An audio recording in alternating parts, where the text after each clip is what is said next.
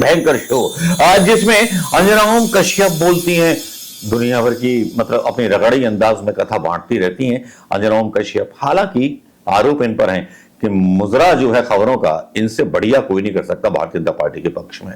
और मुजरा किया उन्होंने संगीत रागी को लेकर के, संगीत रागी जिसका राग और सारे गामा पाधानी सा खुद बिगड़ा हुआ है, ये बिठा लिया जाता है। भाई इसको ज्ञान है नहीं 2 मिनट।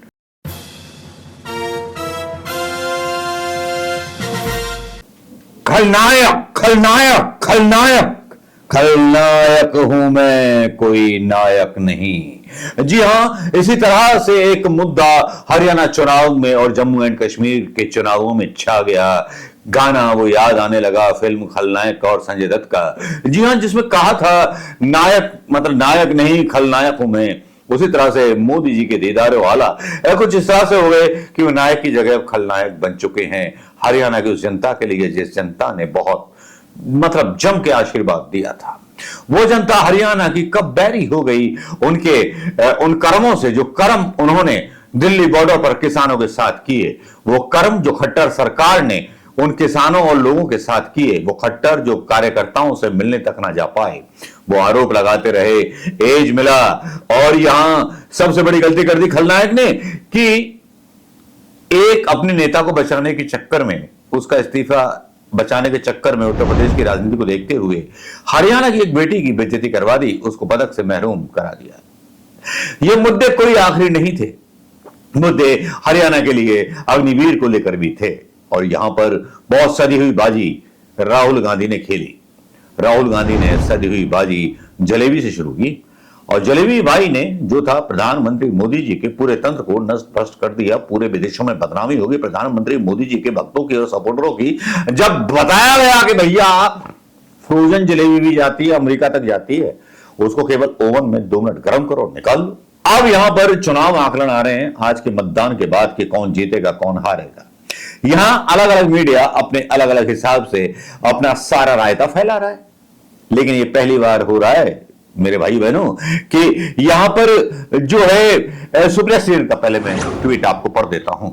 ढोल नगाड़ा पीट पीट के बता दो सबने आ रही है प्रचंड बहुमत वाली कांग्रेस सरकार, इब की बार मोहब्बत खुशहाली वाली सरकार हरियाणा में। और राहुल गांधी का फोटो है, सुप्रिया श्रीन बड़े कॉन्फिडेंटली इस चीज को डालती हैं।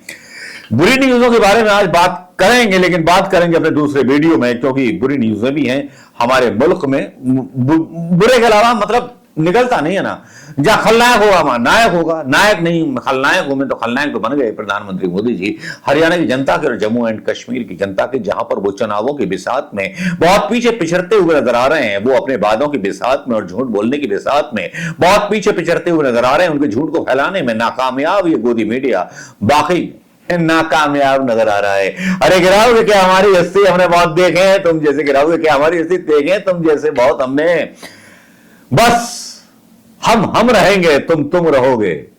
आज मेला आजमा लेना कभी आईने में अपने आप को देखकर, बस यही बोलेंगे। हमसे 19 हो तो आ जाना और 20 हो तो हम तुम्हारे सामने नहीं आएंगे।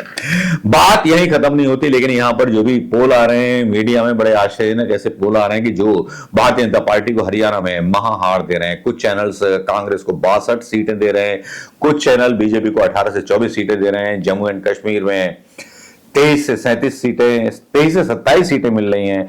और नेशनल कॉन्फ्रेंस, उसमें कांग्रेस का नाम गायब कर दिया जाता है जानबूझकर कि कांग्रेस तो है ही नहीं, वहां तो नेशनल कॉन्फ्रेंस है। अब्दुल्ला और मतलब मुफ्ती की वैसे मुगलई सरकार है। वो एक अलग बात है कि यहां पर ये मीडिया कहीं ना चालाकी कर देता है। भाई शैतान जो ठहरे और शैतानों का राज ना होता तो क्या 2014 में अन्ना का आंदोलन सफल हो पाता और देश की सत्ता बदल पाती और लूट का मौका 10 साल तक मिल पाता? शायद नहीं मिल पाता। लेकिन यहां जम्मू एंड कश्मीर में बीजेपी को 23 से 27 और एनसी को मतलब नेशनल कॉन्फ्रेंस को 46 से 50, यहां इंडी गठबंधन का भी नाम नहीं लिया गया। तो भैया 46 से 50 सीटों पर शायद नेशनल कॉन्फ्रेंस के अब्दुल्ला ही लड़े हों, कांग्रेस के तो लोग लड़े ही नहीं होंगे। तो ये खबर जो है संदेहास्पद हो जाती है।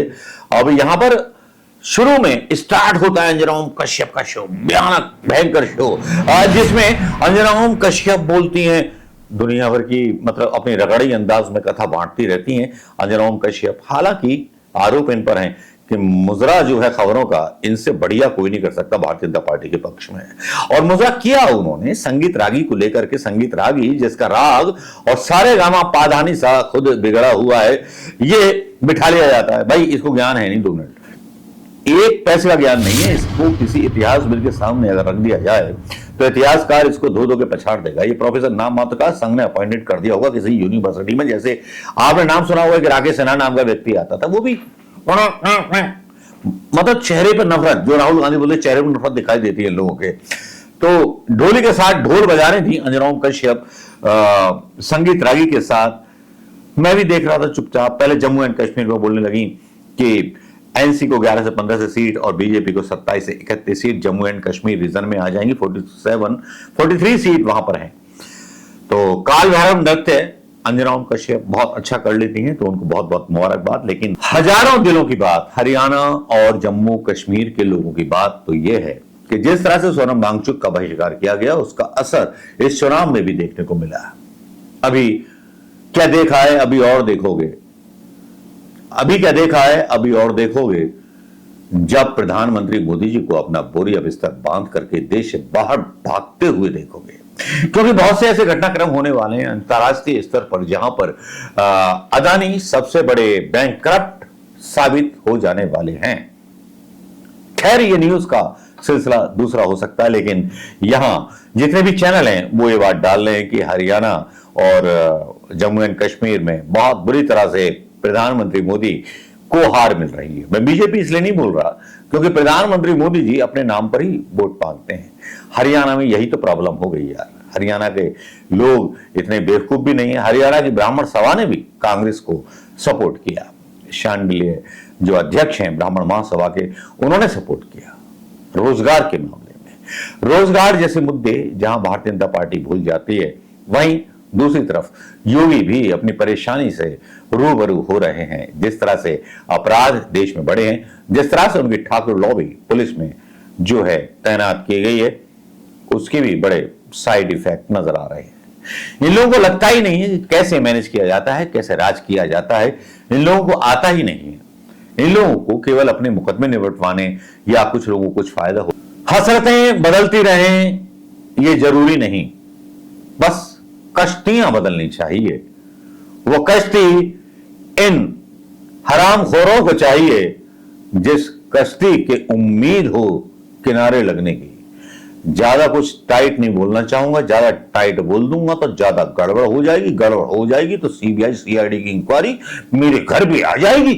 तो भैया जो कहा जो सुना माफ कीजिएगा, लेकिन मोदी जी के दिन लद गए। मोदी जी हरियाणा और जम्मू एंड कश्मीर में निपट गए। नमस्कार, जय हिंद दोस्तों।